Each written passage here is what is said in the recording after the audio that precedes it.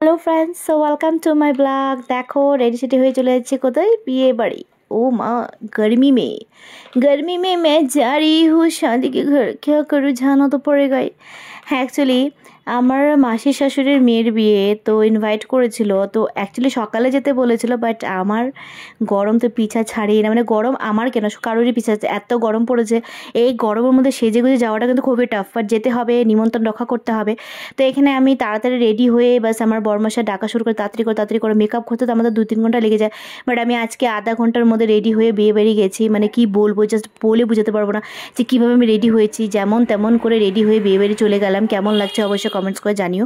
তো এখানে আমার ছেলেও মানে গাড়িতে যেতে যেতে ঘুমিয়ে পড়েছে, রাস্তাটা অনেকটা দূর ছিল। তো ফাইনালি পৌঁছে গেলাম এই গরমে বিয়ে বাড়ি। ভিতরে গিয়ে তো মানে গলে যাচ্ছিলাম একদম বরফের মতন। কি করব, উপায় নেই। তো গিয়ে দেখো কনেকে কেমন লাগছে। কনেকে কিন্তু সত্যি সুন্দর লাগছে, কিন্তু কনেকে দেখতে দেখতে ভিডিও মানে ভিডিও করতে করতে একজনের মানে আমার একজনের পায়ে লেগে গেছে, খুব ব্যথা পেয়েছে। তাই আমি সরি বলছিলাম, বাট বলছে ইটস ওকে, এটা তো হয়ে থাকে, এত কনজাস্টেড তো কিছু করার নেই।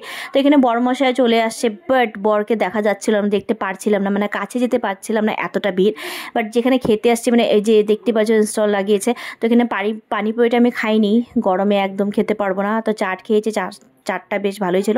আর এখানে গোলা তৈরি করছে। আর আমার ছেলে তো আজকে বলে দিয়েছে, মা আজ তো চান্স পে ডান্স মারেঙ্গে, তো বাস আজকে তুমি আমাকে কিছু বলবে না, আমি যা খুশি তাই খাবো। বাস যা খুশি তাই খাচ্ছে, যা খুশি তাই করছে, কিছুই বলতে পারছে না। ডিনার করতে বসে পড়েছে অনেকক্ষণ ফটোশ্যুট করে। তো এখানে দেখো আমিও খেতে বসে একবারে নিয়ে নি, তোমরা ভাবছো, বাট না, এটা আমার দেওর আমাকে এনে দিয়েছে।